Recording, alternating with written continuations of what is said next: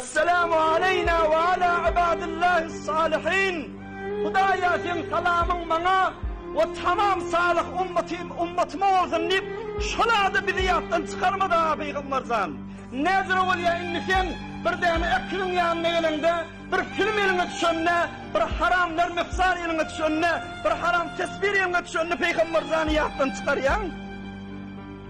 Bir bidirek dene aydım ya eline düşönne, bidirek ne var eline düşönne, ekbert bilene. Peygamberzan Hudayın yanına seni yaptan çıkarmadı ha. Bir kıyılın sesini eşitinde Hudayı Peygamber yaptan çıkmalı.